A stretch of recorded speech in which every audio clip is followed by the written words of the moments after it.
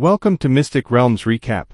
Please like, share, and subscribe. Enjoy today's episode. The night passed without any incidents as both sides rested for the inevitable clash that was bound to happen once the sun rose from the east. This development made the leaders of the different factions uneasy. They had prepared themselves for a sneak attack during the night, but the Abyssal Lords didn't do such a thing. What do you think? King Azza asked Kyoza, who was looking towards the west where the Abyssal Fortress was. I can only think of 3 things, Kyoza replied. 3 things? King Azza arched an eyebrow. Kyoza nodded. The first reason why they didn't attack is because they might be very confident that no matter what we do, we will not be able to break past their defenses. The second reason is because, just like us, they might be analyzing their opponent's strength while looking for weaknesses.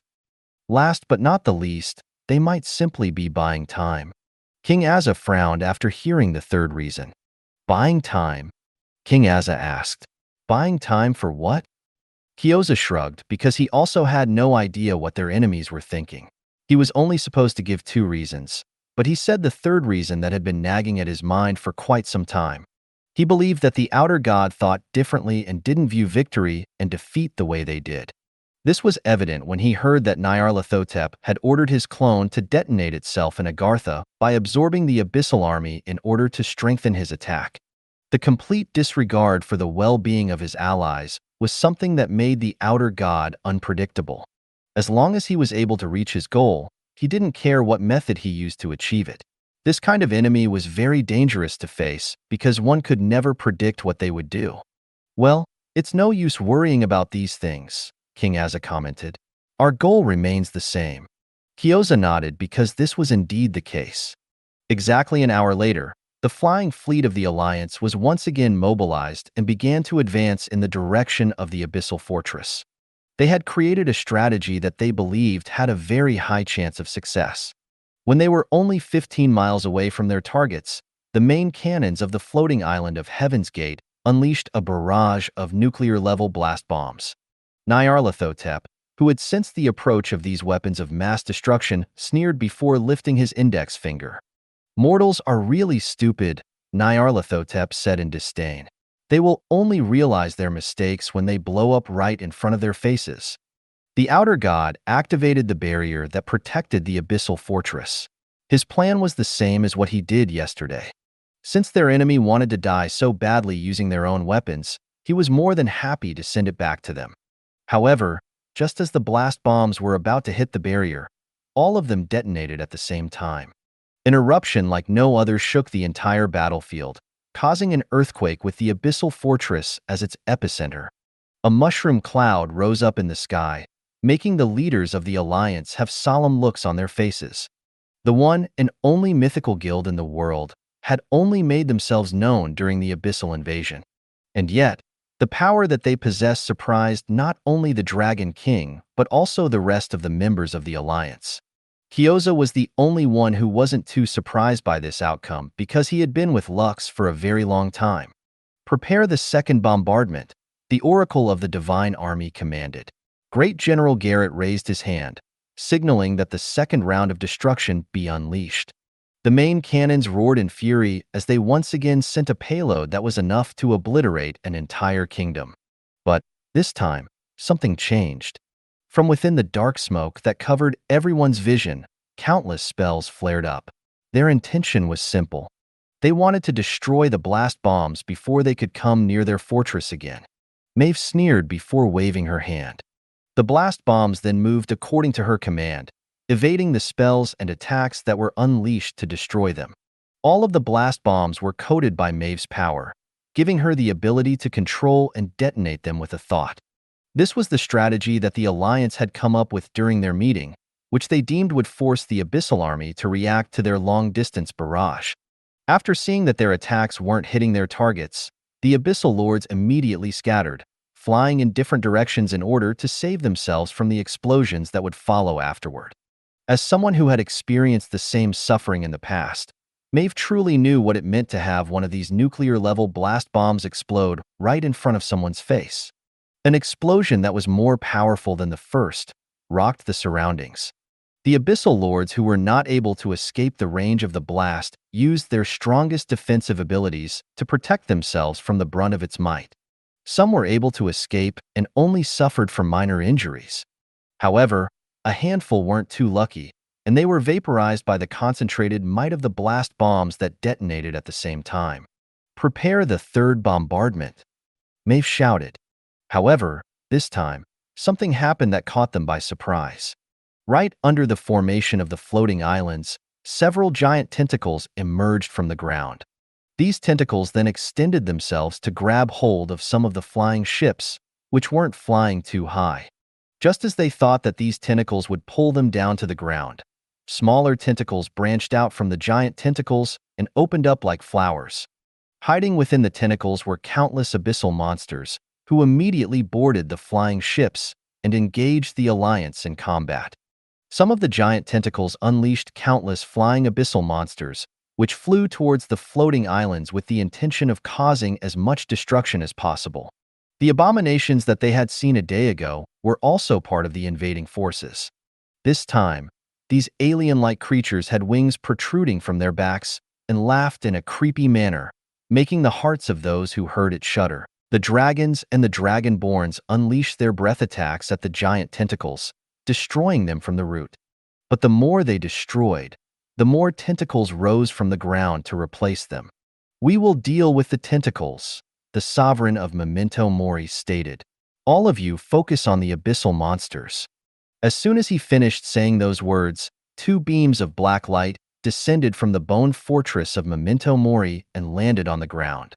A moment later, the seven-headed monster, Teju-Jagwa, and the calamity boar, Ao, appeared. They were two of the 7 stars of calamity that were under Memento Mori's control. The seven-headed dog, Teju-Jagwa, unleashed 7 breath attacks, targeting 1 giant tentacle each. Ao squealed in anger before charging toward the tentacles in a straight line.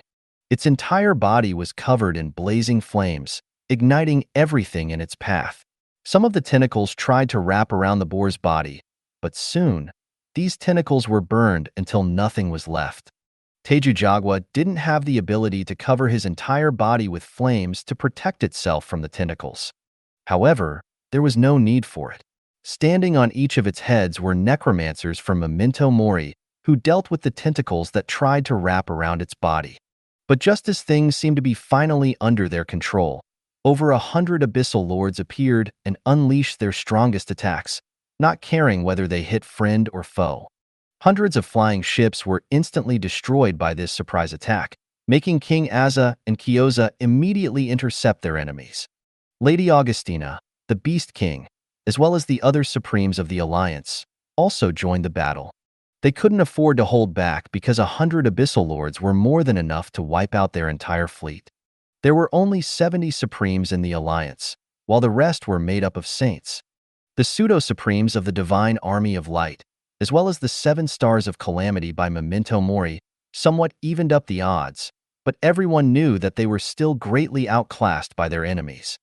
To make matters worse, Nyarlathotep had also made its appearance on the battlefield, and the first thing it attacked wasn't the main fleet of the Alliance. No. It specifically targeted the lone floating island at the very rear of the formation, which was responsible for the destruction that had destroyed half of the abyssal fortress, forcing Nyarlathotep to initiate a strong counter-offensive. Kyoza, who could tell what the outer god was planning to do, cursed internally as he tried to go towards the floating island of Heaven's Gate. However, his way was blocked by 2 abyssal lords, preventing him from going to their rescue. Nyarlathotep's order was simple. The abyssal lords were to engage the forces of the Alliance, while it personally dealt with the most annoying pest that had gotten on its nerves. The countless cannons on the floating island roared to life and attacked the outer god with everything they had. Unfortunately, Nyarlathotep was simply too fast and too agile to be hit, evading the defensive bombardment that was trying to prevent it from reaching its target. A few minutes later, the outer god landed on top of the floating island and looked in the direction of Great General Garrett, whose face had turned grim after seeing Nyarlathotep face to face. "Playtime's over, mortals," Nyarlathotep said in a teasing tone. "Now, how do you all want to die? The outer god saw something out of the corner of its eye, stopping it from whatever it was going to say next.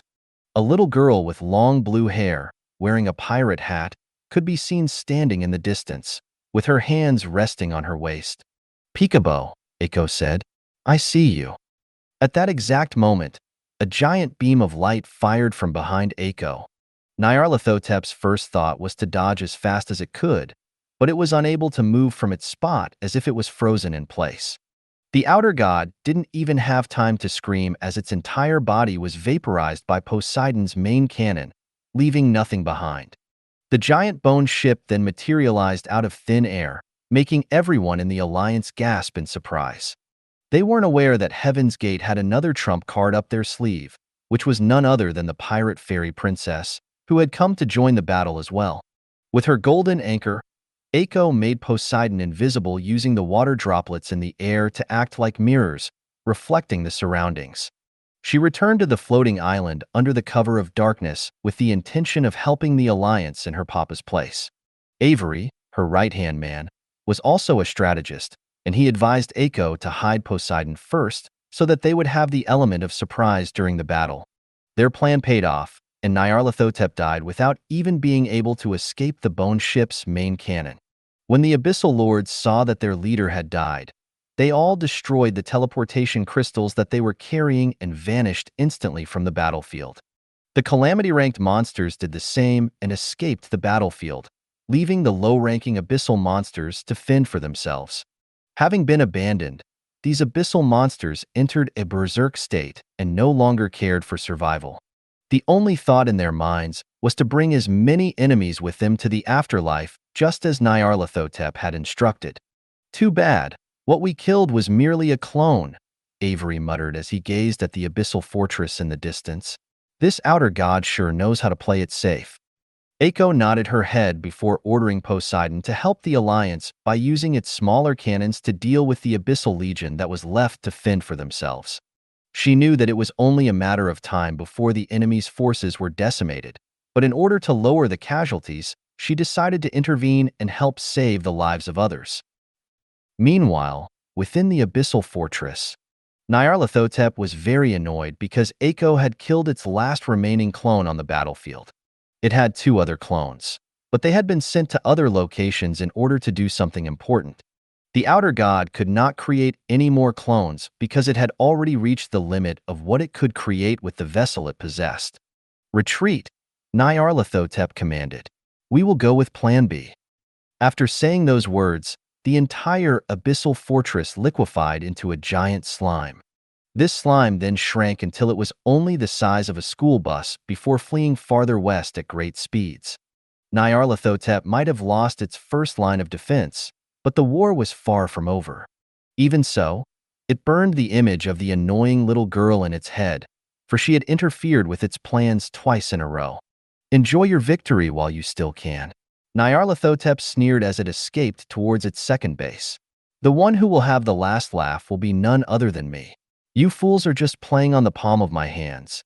Yes, Nyarlathotep didn't take this loss to heart because it knew that it would be the one who would win in the end.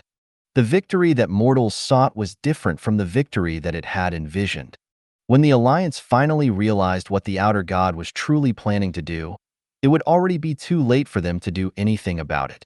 Somewhere in Elysium, the sovereign of the divine army looked at the countless apostles that were currently inside cylindrical containers filled with a green liquid. The golden scales in his hand glowed faintly as the power of its divinity seeped inside their bodies. The hands of the scales slowly tipped to one side, signaling that the ceremony was over. "How many must we sacrifice for us to win this war?" the sovereign of the divine army thought as he looked at the teenagers who slept inside the containers. They were young men and women who had made the choice to fight, knowing that what awaited them in the end was certain death. The sovereign sighed for the umpteenth time.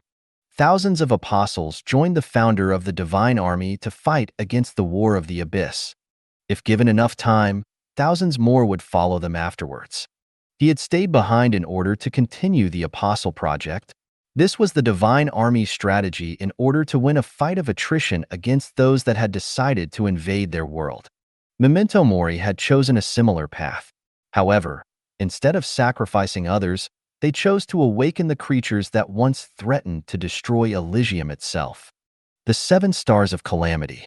The 7 monsters, who, if fought side by side, could make kingdoms and empires fall one after the other. Unfortunately, Memento Mori was unable to bring all 7 of them onto the battlefield. 2 of them had to stay and protect the World Tree, as well as the non-combatants of the Alliance. Currently, only 5 of these powerful beasts, including Teju Jagwa and Ao, had been deployed on the battlefield. Nyarlathotep and the Alliance clashed many times since the Outer God had decided to retreat, pushing the Alliance to head further west. This is a good thing because as long as the Outer God is pushed back, it will have no time to set its sights on other matters, is what you stupid mortals thought, right? The expression of the sovereign of the divine army turned grim as their underground headquarters started to shake. He immediately activated the artifact that would allow him to talk to their founder and ask for assistance. Unfortunately, the artifact in his hand remained unresponsive, which made his eyes widen in shock. The golden scales of eternity. A sacrifice to tip the balance. The weight of morality on one side, the scales of depravity on the other. A delicate balance. A miraculous chance. Holding the life and death of others, similar to an eternal dance. The sound of thousands of crystals breaking reverberated in the surroundings as the barrier that protected the underground headquarters finally shattered. The sovereign of the divine army roared and raised the scales in his hand, protecting himself, as well as the countless unsung heroes who were sleeping inside their containers, waiting for the right time to open their eyes. A loud explosion erupted, and a moment later, a crystal dome emerged from the ground and rose towards the sky. The sovereign of the divine army glared at the outer god, who had miraculously found his hiding place, which was tens of thousands of miles away from the battlefield in the western region of the world. How? The sovereign asked. How? Nyarlathotep asked in a teasing tone. Such a silly thing to ask. The outer god then pointed at the golden scales that the old man was holding in his hands and smirked. As long as you hold the pillar of eternity in your hands, I will be able to find you, Nyarlathotep stated. It doesn't matter if you hide in the deepest corner of this world. The moment you activated its power, your fate was already sealed. I see. The sovereign then summoned a scepter in his hand. This fight is inevitable then. Right. Nyarlathotep nodded. Have you tried to ask for reinforcements? Don't ask a question that you already know the answer to, the sovereign replied. Indeed. Such a waste of time. I guess this is where our little talk ends. The sovereign of the divine army then activated the power of the Pillar of Eternity, making his entire body turn golden. A giant golden statue, holding a sword and shield, materialized behind the old man as he faced off against the outer god, who had snuffed out his hiding place. How it's really annoying when old farts like you don't give up, Nyarlathotep said in a teasing tone. It would save us a lot of time if you just offered your head, so I can give you a quick and painless death. The one who will be dying here is you, outer god, the sovereign replied. You do not belong in our world. Very well. Nyarlathotep chuckled. At least, don't bore me too much, okay? The outer god then snapped its fingers. A dark purple portal then appeared above his head, and, from that portal, over 100 abyssal lords emerged. All of them sneered at the old man, who was left all alone to fend for himself. The golden giant glowed faintly and absorbed the apostles inside his body. They were currently in a very fragile state, and a stray attack from the demigods could annihilate all of them at the same time. Despite being surrounded by the high-ranking forces of the abyssal army, the sovereign of the divine army stood on the shoulder of the golden giant, with a resolute look in his eyes. Come, outer god, the sovereign stated. I will send you and your cronies back to the abyss. An amused chuckle reverberated in the surroundings as Nyarlathotep gave the order to attack. What kind of delusional sweet dream are you having, mortal? Nyarlathotep asked. I guess it's time for you to wake up into a living nightmare. Raising the golden scales high over his head, the sovereign commanded the golden giant to attack. The golden scales was a very strong divine artifact, but It wasn't meant for direct confrontations. Its purpose was to create powerful soldiers who would fight and overwhelm their enemies in a battle of attrition. The Golden Giant was its only means of attack. Although it was strong, it was alone, just like the old man, who was facing over 100 demigods all at once. Half an hour later, the sovereign of one of the strongest organizations in the world finally drew his last breath. The battle lasted longer than Nyarlathotep expected. The outer god thought that they would be able to kill the old man in a short period of time, but the latter fought tooth and nail without even trying to escape. Even with such overwhelming disparity in numbers, the sovereign of the divine army was able to kill 30 demigods before he finally died. Nyarlathotep didn't care for the deaths of its subordinates, and simply took the golden scales from the dead man's hand and activated its ability. The demigods who had died in battle, including the dead sovereign, transformed into golden abominations, empowered by its divinity. All of them looked exactly the same, which made the surviving demigods unable to tell which of them were the comrades they knew in the past. After being changed into abominations and imbued with the power of the golden scales, all of their strength rose to the peak of the demigod rank. The golden statue that the sovereign had summoned lay on the ground, cracked in several places. It had fought valiantly, but it couldn't stop the inevitable. With a wave of Nyarlathotep's hands, the chest of the giant shattered, and the dome that protected the apostles emerged. A devilish laugh emerged from Nyarlathotep's lips as the golden scales in his hand turned black. The apostles sleeping inside their cylindrical containers started to squirm in their sleep as if they were having a bad dream. Half a minute later, their containers shattered and from them emerged several horrifying abominations with countless eyes and tentacles protruding from their bodies. These abominations also turned golden in color, similar to the demigods that the outer god had raised from the dead a mere moment ago. One down, Nyarlathotep sneered. One more to go.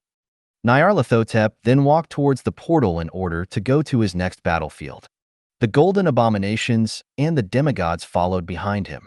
They didn't know where they were going next, but one thing was clear. The outer god was now in possession of one of the pillars of eternity.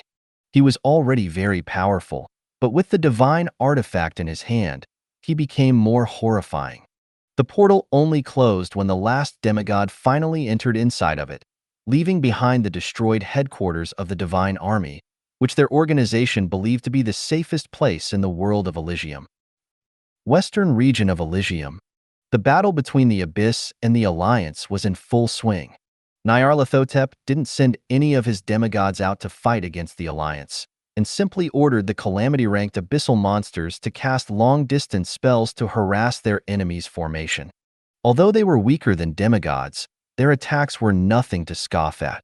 Because of this, the Alliance was forced into a defensive formation, with the floating islands belonging to the Crystal Palace flying in the lead. Kyoza unleashed his powers and tanked the attacks that were headed in their direction, keeping his allies safe. However, what made the heads of the Alliance frown was that the magical bombardment seemed unending. It was as if the calamity-ranked monsters had an unlimited supply of mana, empowering their spells that could obliterate dozens of flying ships without Kyoza's protection. The return fire of the Alliance was also brutal, taking the lives of countless calamity-ranked monsters. However, due to Nyarlathotep's ability to raise them into abominations, the battle had reached a stalemate. The Alliance couldn't push forward, and the abyssal forces weren't letting them gain any ground. Eiko had left the battlefield and returned to the Ford Federation. Her trump card was still not ready, and she needed to be there to ensure that nothing would go wrong. She had been with the Alliance earlier, but Nyarlathotep had continued to flee after engaging them for a period of time. The outer god was using guerrilla tactics against them, using the giant black tentacles to move its forces anywhere in the terrain, and unleashing a bombardment of attacks in the blind spots of the Alliance. Also, Eiko could feel that something wasn't right. Because of this, she prioritized creating her strongest creature, using the giant bone cauldron. It had already been more than a week since the bone cauldron started to create the monster. However, whatever it was cooking, it was taking a very long time for it to be ready. Eiko didn't know what kind of monster would appear, but given the fact that it possessed 10 demigod cores in its body, it would definitely be a force to reckon with. This was why she needed to return and ensure that her new subordinate would be born safely, and left the Alliance to fight the sly outer god, who chose its battle very well. Somewhere in the Ford Federation, still not done? Eiko asked the giant bone cauldron as she fed her pet sea otter, which she named Lucky, with a cookie. This monster is a bit special, the bone cauldron replied. I cannot rush its creation. Eiko nodded as she continued to feed Lucky, who was just a month-old sea otter. She had found him as an egg, as she and Fei Fei were scouring the oceans for demigod cores. The egg was frozen in ice and was located at a very desolate place, bereft of anything. Avery even commented that the egg was already hundreds of years old and shouldn't have survived after being trapped in ice. However, to his surprise, Eiko just sat on top of the egg for an entire day before it hatched. Because of this, the baby slime decided to name the baby sea otter Lucky. It was only due to pure luck that it managed to be birthed, despite the situation it found itself in. Fei Fei also took care of the sea otter whenever Eiko was away, making the baby monster treat the baby golden slime like a caring older sister. Avery, what do you think? Eiko asked her vice captain. About the war? Avery inquired. I have a feeling that the outer god is just buying time. It's like it is luring the Alliance farther and farther away from the center of the continent. Eiko nodded. She also felt that something was amiss, so she decided to stay away from the battlefield for the time being. However, just as she was about to feed Lucky another cookie, a portal appeared hundreds of meters away from Poseidon. Avery immediately sensed the power of the outer god and immediately stood between Eiko and the enemy, who was supposed to be fighting against the combined might of the Alliance. Peekaboo, I see you, Nyarlathotep sneered as it, and the demigods appeared to surround the giant bone ship that was far out into the sea. The outer god laughed after finally cornering the little pest that had been getting in its way. You've messed with my plans long enough, Nyarlathotep stated. Time for you to die. With that, it signaled its force to attack the baby slime, who was still holding a cookie in her hand to feed to the sea otter who had started to cry. The sea otter, Lucky, started crying because the cookie that the baby slime was about to feed it stopped midair. Eiko broke out of her daze and finally resumed feeding the sea otter, who ate the cookie with tears still in its eyes. Poseidon had deployed its barrier, preventing the attacks of the demigod from reaching them. You're still acting so carefree despite the fact that you're surrounded, Nyarlathotep said in a teasing tone. Am I a joke to you? Yes, Eiko briefly replied before looking back at the leader of the Abyssal Lords. Forget about dying a swift death, Nyarlathotep sneered. I'm going to enjoy killing you slowly. Clearly, the outer god was annoyed by Eiko's total disregard for it. Although Nyarlathotep's forces completely surrounded the baby slime, leaving her no path to escape, Eiko didn't show any signs of fear whatsoever. It was at that moment when the sea under Poseidon started to churn. Those who didn't live near coastal waters would typically be unaware of the phenomenon that occurred when countless fish jumped crazily at the surface of the water, making it look like the sea was boiling. This would usually happen right before an earthquake hit or something drastic was about to happen, forcing the fish to rise up to the surface of the water. This same scene was currently happening under Poseidon, which caught the demigod's eyes. Why do you think we're so far out in the sea? Avery asked with a look of disdain on his face. I'll tell you why. It's because this is the safest place in Elysium for our princess. Countless calamity-ranked sea monsters and dozens of deep-sea demigods rose up from the waters and engaged the Abyssal Lords who were attacking Poseidon. Eiko had made preparations in advance and asked the powerful denizens of the sea to stand guard at her side as she completed the creation of her strongest creature. They all answered her call, for they instinctively knew that she was fighting for the sake of their world. Faced with tens of thousands of sea monsters, all calamity-ranked and above, the look of disdain on Nyarlathotep's face disappeared, replaced with utter shock. Arg! One of the demigods was slapped from the sky by a giant tentacle belonging to the Kraken. It was one of the demigods of the sea, and it usually stayed tens of thousands of miles under the ocean.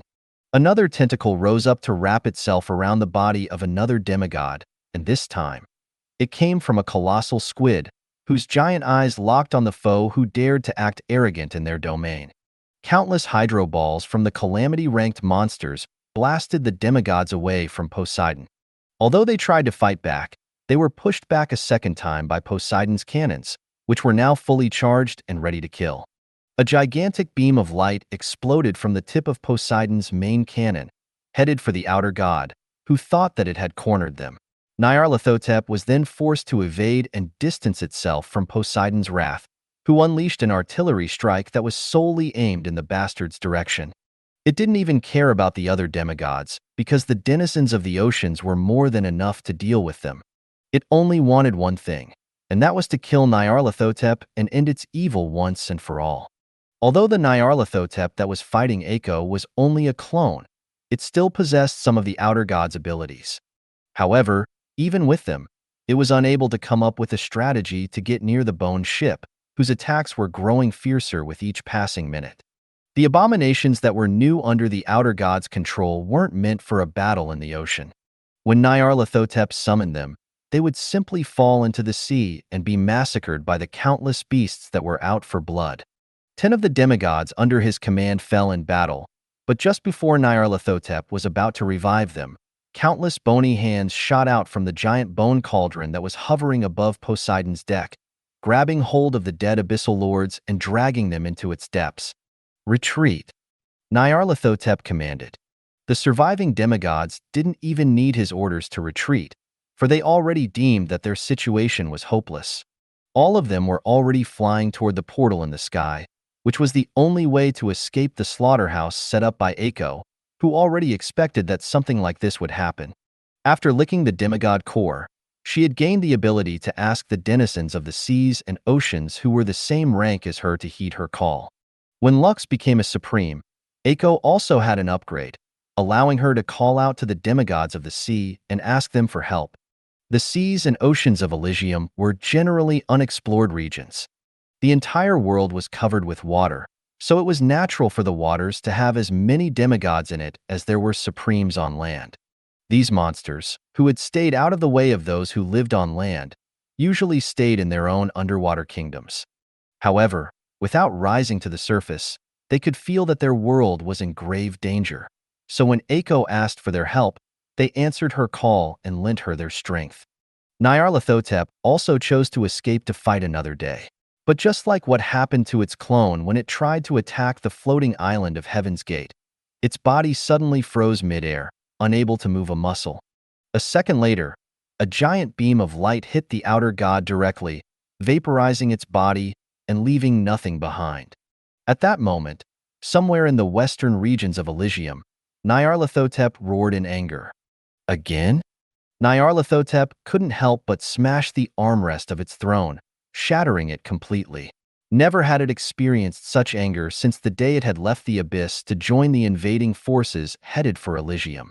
It was the same blue slime who had gotten in its way the last time, and for this reason, Nyarlathotep had moved Ako to the top of its kill list. It took the outer god 5 minutes to finally regain its composure.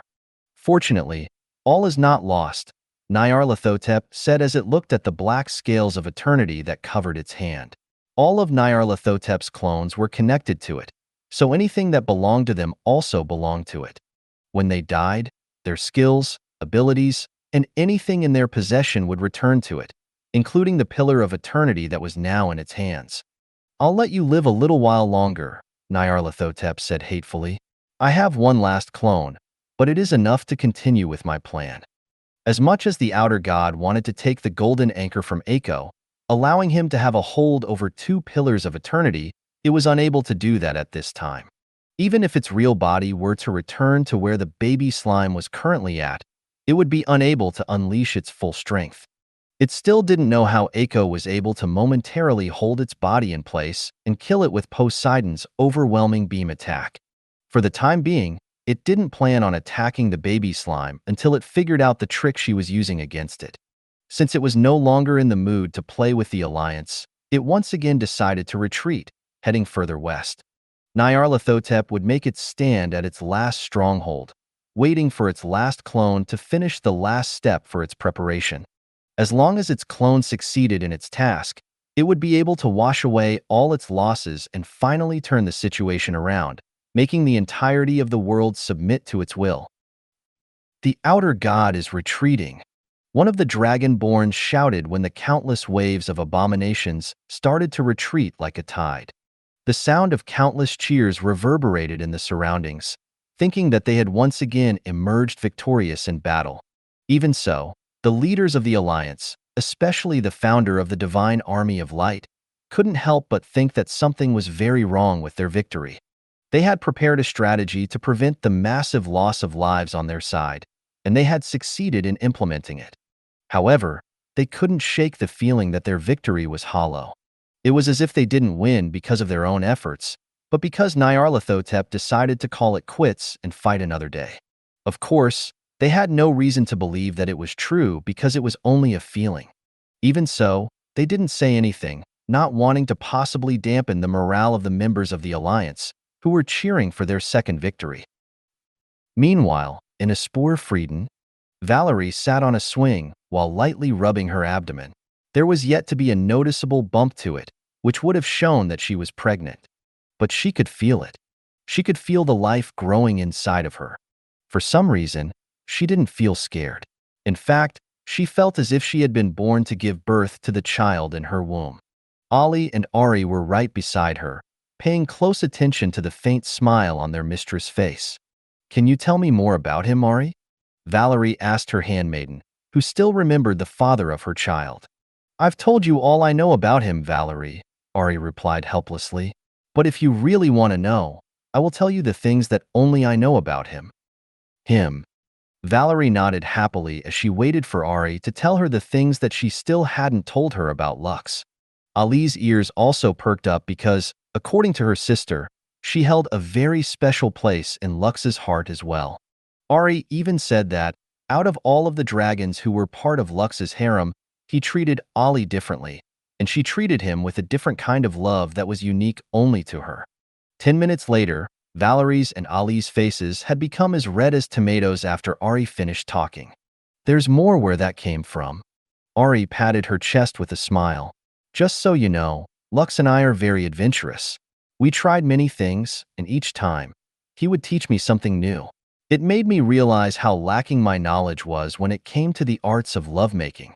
Ari, are you sure you're telling the truth?" Valerie asked as the redness of her face became a shade deeper. "Does he make you do all of those things?" "I was the one who wanted him to do all those things to me, Valerie," Ari replied. "I just didn't expect that I would like it so much. That time when he tied me up with a rope, rendering me helpless as he did it to me, was simply out of this world." "Okay, you can stop now." Ali lightly pinched her sister's ear, making Ari stop talking. "I can't believe you're this wild, Ari. Don't you know the meaning of moderation?" Ari smiled because this was the word that Lux always said to her. "Let's do things in moderation. I don't want to hurt you, Ari." Those were the words that he told her on the first night that they experiment with this new way of making love. It made Ari feel loved, and perhaps because of this, she didn't mind doing the things that Lux's other lovers would never dare to do. She had allowed herself to take that extra mile to reach greater heights so that her other sisters would be safe from the darkness that resided inside Lux's heart. A darkness that belonged only to her, making her feel special in her own way. Suddenly, the three sensed a presence entering their residence, making them stop discussing the things that Ari had shared with them.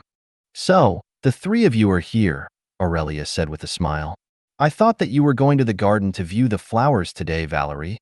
"That was my original plan, but I felt lazy and decided to just stay here and take it easy," Valerie stated. "Where have you been, or?" The original appearance of this chapter can be found at NOV Euro LSS 1. To ensure that no one would know Aurelia's true gender, Valerie, Ali, and Ari made sure to call her or anytime and anywhere, even if they thought that no one was spying on them. "I looked for Lady Hearswith to ask her about Lux's situation," Aurelia replied. "She can vaguely tell where he is right now." "And where is he right now?" "He's no longer in the abyss, but he's still not in our world just yet. Perhaps he is traveling a path that will lead him back here. Valerie smiled sweetly as she once again touched her abdomen. I want to see him, Valerie said softly. I want to see the person who I asked to make it possible for me to give birth to his child. You will see him, Aurelia replied. Definitely. Aurelia also wanted to see Lux so badly. She didn't know if he succeeded in saving Aurora, or if he was forced to leave the abyss in order to escape Daniel. But one thing was certain. Once she saw him again, she would tell him the good news that he would soon be a father of two. Aurelia was even looking forward to seeing the expression on his face once he heard the news, making her wish that her beloved could arrive back in their world as fast as he possibly could. So you managed to get the golden scales. This is very good news, Daniel said. However, why didn't you send it to me right away? Are you that petty, Nyarlathotep? It's not that I don't want to send it to you, Daniel, Nyarlathotep replied. It's just that, if I do, things will suddenly get boring again. You know, I hate it when things get boring. Boring? Is that your excuse for not even managing to get the golden anchor from that puny little slime? How bored are you, really? That slime is different. I'm going to make her my pet after I'm done dealing with the small fries. Daniel snorted. He knew that Nyarlathotep was cooking up something in Elysium at the expense of delaying their plan of an all-out invasion. Also, he hadn't been in the best of mood because of the pests that had taken away the transcendent succubus, who possessed one of the pillars of eternity in her soul. He didn't know whether this was part of Antero's plan to prevent him from breaking through the seal that the primordial golem had placed on the portal that led to the 13th floor. Even so, Daniel had to admit that, unless he gained another pillar of eternity, he would be unable to change the status quo in the abyss. This was why he was very annoyed that Nyarlathotep chose to do things his way instead of promptly sending him the golden scale, which would allow him to get to the first layer of the abyss and traverse the portals that led to different worlds. Calm down, Daniel, Nyarlathotep stated. Give me 2 weeks. After 2 weeks, my plan will have come to fruition. I am preparing a very special present for you, something that you will like very much. The only thing that I'd like to see is Elysium and Solais being destroyed by my own 2 hands, Daniel replied. 2 weeks, Nyarlathotep, and not a day longer. Fine. I know that you are getting impatient, so I'll send you the pillars in 2 weeks. Good. Update me if any variables arise. After cutting off his connection with the outer god, Daniel glanced at the 2-meter-tall black wolf with the wings of a griffin and the tail of a snake. He was none other than the demigod, Marcosius, whom he had sent to investigate the commotion that had taken place on the 14th layer of the abyss. Why didn't you stop them when you met those 2 suspicious individuals, Marcosius? Daniel inquired. You know that traveling through the different layers of the abyss is not allowed at this time, no? They told me that they were merely going back to their hometown, which was on the 69th layer, Marcosius replied. I didn't know that they were planning to go to the 111th layer of the abyss. They told you that they were going to the 69th layer, and you believe them? Daniel asked in contempt. Tell me, Marcosius, why should I not kill you right now? Give me one good reason why I must spare your life. If that will make you happy for not being able to handle 2 small fries by yourself, then go ahead, Marcosius replied. All of your subordinates tried to stop them, but what happened? They still escaped your grasp. Of course, I had planned to block them on the 14th floor as well, but the moment Lord Antero appeared, I was forced to lead my men to safety. I don't think I did anything wrong. Feel free to kill me as an excuse for your own incompetence. The Black Wolf met Daniel's gaze fearlessly. He had agreed to become the pseudo-god's subordinate, but that didn't mean that he would grovel and beg on his feet just to ask him to spare his life. He was one of the rulers of the abyss. He had his own bottom line. Even in death, he would not lower himself to that of a mongrel. Get out of my sight, Daniel ordered. He was really tempted to kill the Abyssal Lord, but he knew that if he did it, nothing would change. Even if Marcosius had fought against Lux, the outcome would have still been the same. The Abyssal Lord would just die, including his subordinates, and no one would know what had happened until it was too late. Right now, Daniel believed that everything that happened was due to Antero's ploy. Lux was disguising himself as an incubus. Because of this, Daniel had no idea that the person who was supposed to be dead long ago had not only infiltrated the abyss, but had also stolen the Pillar of Eternity, which he had set his sights on. If Daniel were to know of these things, he would definitely be shocked because not only was Lux supposed to be dead, the connection between Elysium, Solais, and the abyss should have been cut off completely. This was also the reason why it was impossible for Daniel to even think that the one who had snatched his prize was Lux. While he was still deep in his thoughts, a messenger had come to inform him of the latest things that were happening in the abyss. Daniel had asked his subordinates to report anything that was happening in their respective layers once a day, in order to ensure that there would be no repeat of the incident that happened not long ago. There has been an influx of souls that are coming from Elysium and Solais, the messenger reported. Millions of cocoons have spawned in the 222nd, 333rd, and 444th layers. I believe that this is all thanks to Lord Nyarlathotep's actions, as well as the Abyssal Lords, who are currently in Elysium and Solais. Anything else? Daniel asked. Millions of souls suddenly appearing in the abyss wasn't something to be surprised about. He had already expected this to happen. What he didn't expect was that, out of those millions of souls, someone housed a Pillar of Eternity in her soul, which should have been a pleasant development for Daniel. Nothing else to report, my lord, the messenger replied. Even the scouts on the 14th layer are saying that they are not seeing any changes in the portal that leads to the 13th layer. Daniel sighed before waving his hand to dismiss the messenger. I just hope that Nyarlathotep doesn't forget his promise, Daniel thought. 2 weeks is a long time, and I have already completed my preparations here. It seems like the only thing I can really do is wait. Daniel closed his eyes in order to meditate. This was the only thing he could think of in order to calm his nerves while waiting for the promised day that Nyarlathotep would give him the Pillar of Eternity, the key that would allow him to enter the portals of the abyss and conquer all the worlds that were within his grasp. Meanwhile, somewhere in the multiverse, Lux and Aurora were currently eating cake while looking at two beautiful little girls with short pink hair. Both of them were currently in a world called Hestia because James had to make a short detour to participate in the birthday party of his two granddaughters, Maple and Cinnamon. Since the old man had helped him a lot in saving Aurora, Lux agreed to spend 3 days in Hestia so that the old bandit could buy gifts and spend time with his beloved grandchildren. Have we met each other before? Lux asked the red-headed half-elf, who was seated beside him and was holding a cute baby in his arms. I could have sworn you look familiar. I get that a lot these days, the half-elf, who had the same hair and eye color as Lux, replied with a smile. Also, just call me William. Lux replied as he shook William's hand. Aurora, on the other hand, was busy talking with two other succubi, who had long purple hair and were just as gorgeous as her. Is he good? The first succubus, who went by the name Sydney, asked Aurora with a mischievous smile on her face. He is, Aurora replied. How good is good? The other succubus, who went by the name Morgana, inquired. Does he rock your world?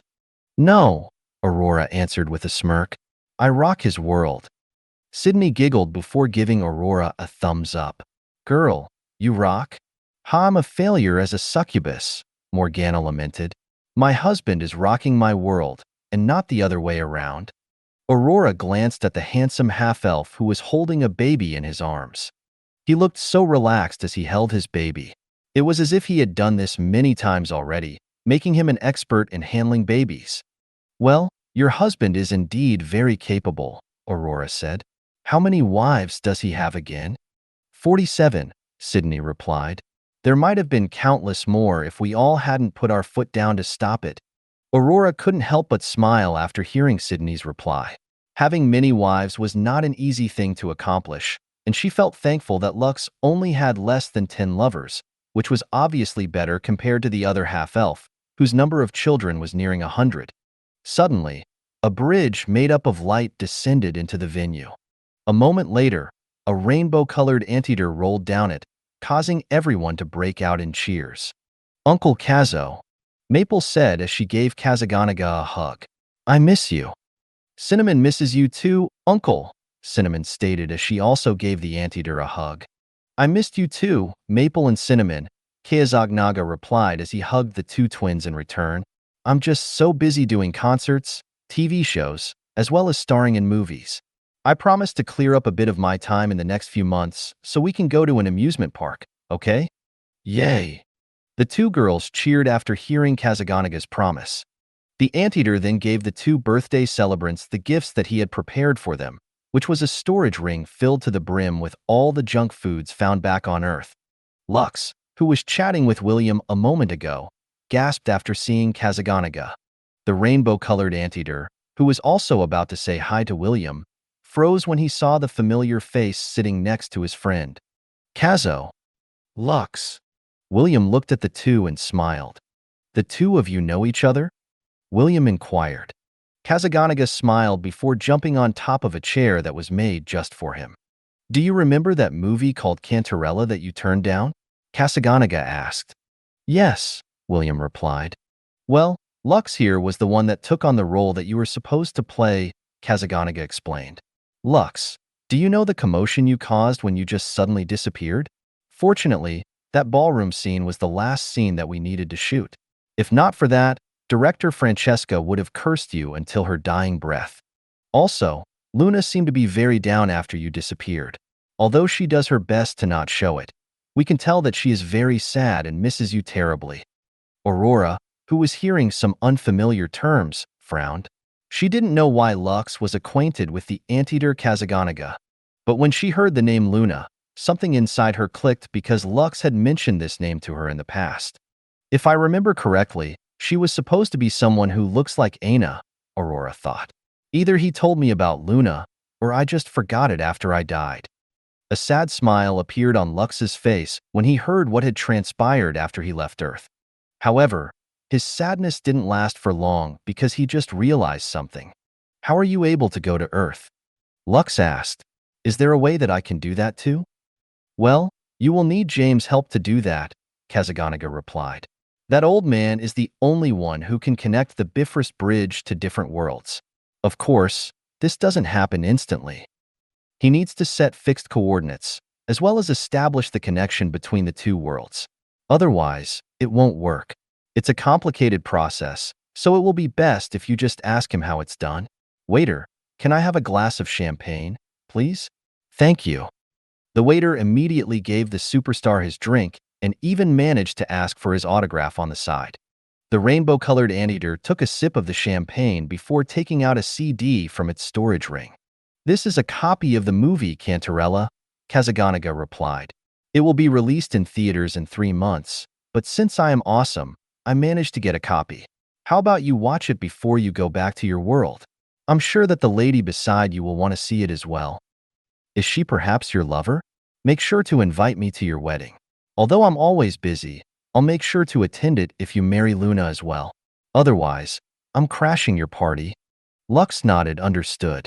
He was dealing with so many things right now, and he still had a world to save. However, that didn't mean that he wasn't thinking about the future. Luna was waiting for him back on Earth, so he had to survive this calamity first. Otherwise, he was afraid that she would wait for him forever until she grew old and decrepit.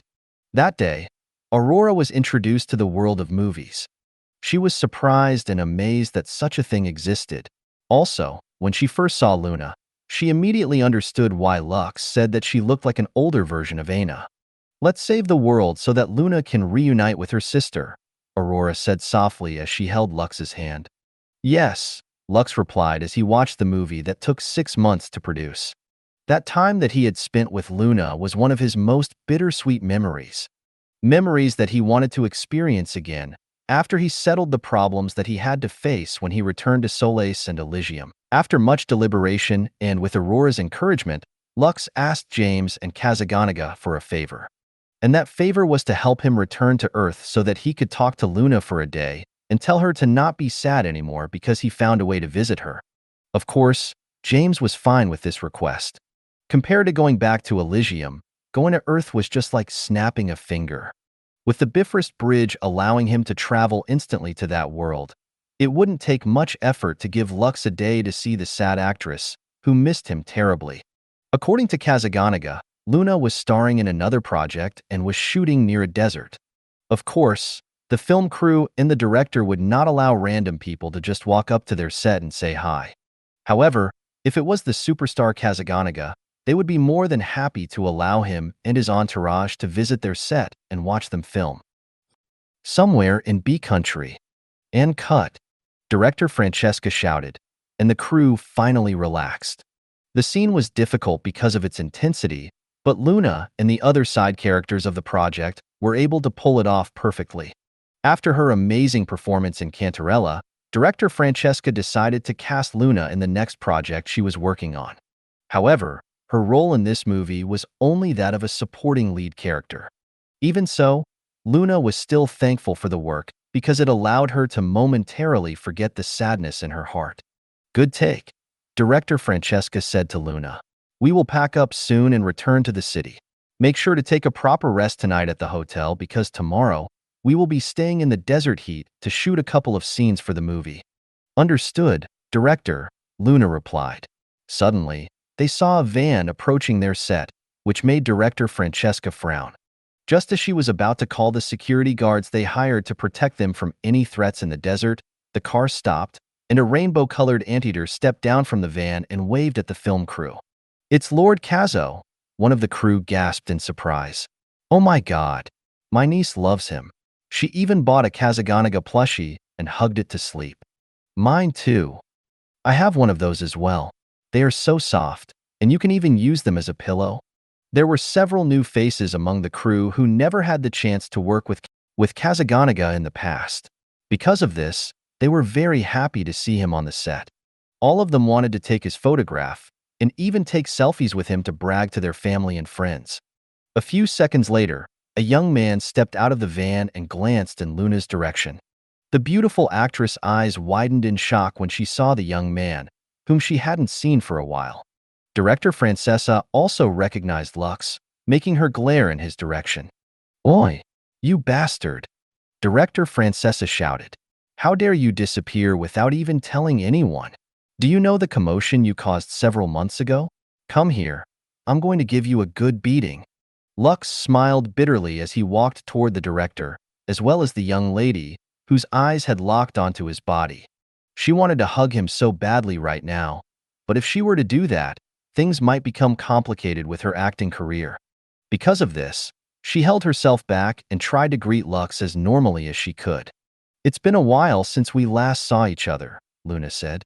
Are you doing well? Not really, Lux replied, but I'm here. That's all that matters.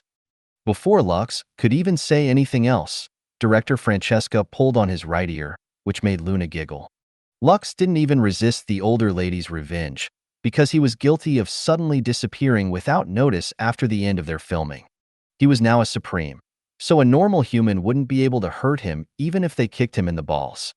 Perhaps, seeing that her punishment didn't have any effect on the half-elf, director Francesca cursed loudly, which was unbecoming of a famous director like her.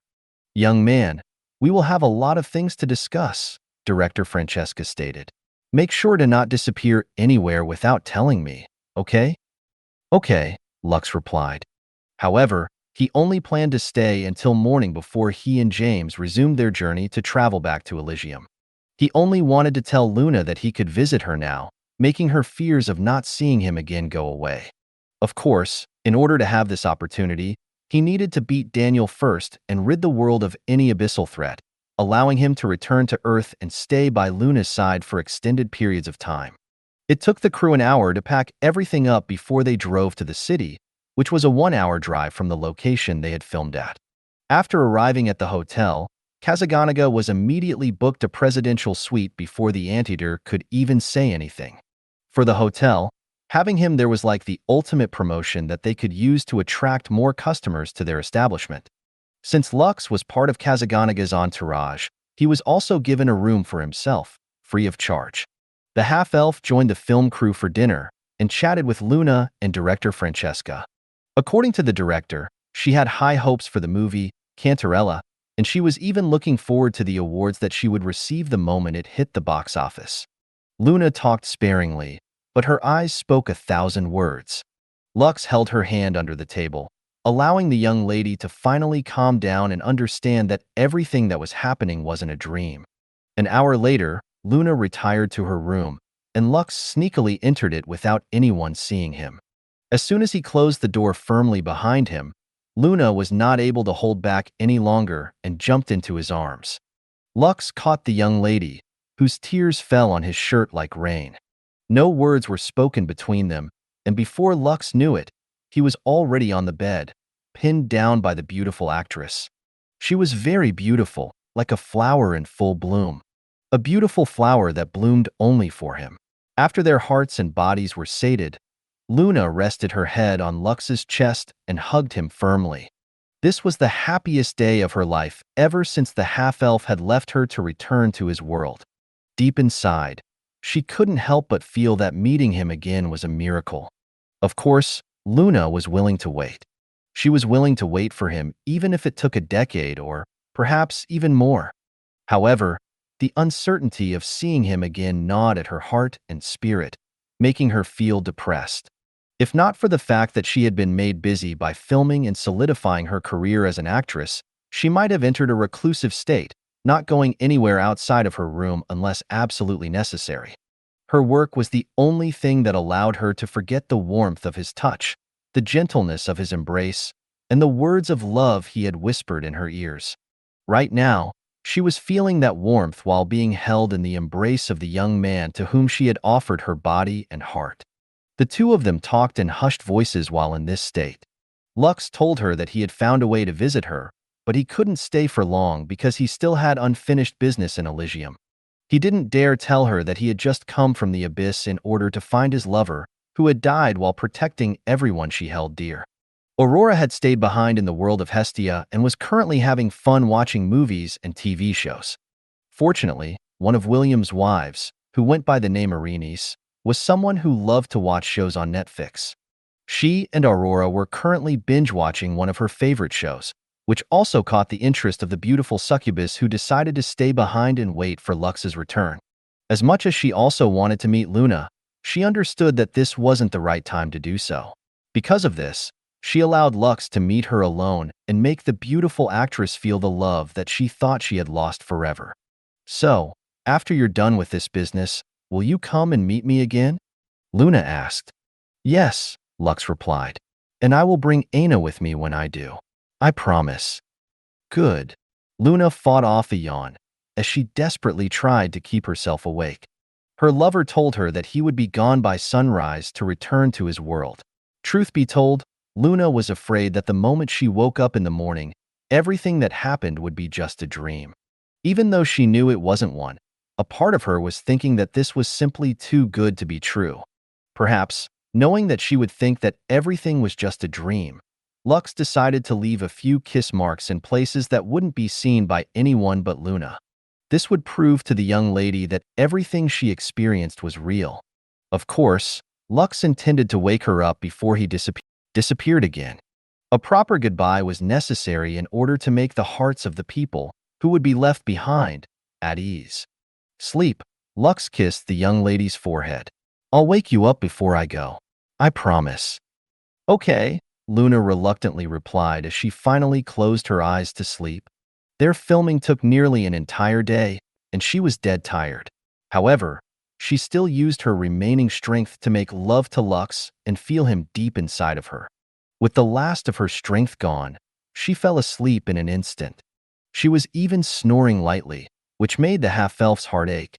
Because of this, he made her lay on the bed properly before hugging her body. He then closed his eyes to sleep as well. As much as he wanted to cherish this moment, he was also very exhausted from their journey to the abyss. He was now a supreme, and his body was way stronger than ever before. But the exhaustion he felt in his mind and spirit was something that not even the power of a supreme could brush off so easily. Lux was so worried about what was happening in Elysium that even spending a day with Luna was his limit. If not for the threat that was hanging over his home world, he would have stayed with Luna for a few days and kept her company. Alas, it was not meant to be. Several hours later, Lux opened his eyes and looked outside the window of Luna's room. The sky was still dark, and yet, he knew that it was already time to say goodbye. Using his power to revitalize the body of his lover, Lux gently shook Luna awake. Is it time for you to leave? Luna asked. The last dregs of sleepiness melted away inside her mind like butter, replaced with sadness. Yes, Lux replied. But there is no need for you to worry. Like I said, I now have a way to visit you. Just give me some time, and I will return here with Aina. Luna nodded before hugging her lover one last time. This is not a dream, right? Luna asked. Lux smiled mischievously as he lightly pinched her butt, making Luna gasp in shock. So, are you now awake? Lux inquired. I hate you, Luna pouted. However, she still wrapped her arms around Lux's neck and stood on her tiptoe to kiss his lips. Come and see me as soon as you can, Luna said softly. I will be waiting for you and my sister to pay me a visit. However, make sure to stay for a few days, no. You must stay for at least a week on your next visit. Lux chuckled before nodding his head. I will. I promise. Good. Luna then hugged Lux's tightly. This hug lasted for 2 minutes before she reluctantly took a step back. Go, Luna replied. I now know that this isn't a dream. Safe travels, Lux, and may you return to your world safely. Goodbye, Luna, Lux replied. I will come and see you soon. The half-elf then opened the window in order to take flight. However, before he went away, he gave Luna a reassuring smile and one last wave of goodbye. Luna returned the gesture with a smile on her face. She knew that the next time she saw the handsome half-elf, she would experience the sweetest dream with the sister she loved and the man whom she was looking forward to spending forever with. Thank you for watching. I hope you enjoyed today's episode. If you did, please like, share, and subscribe.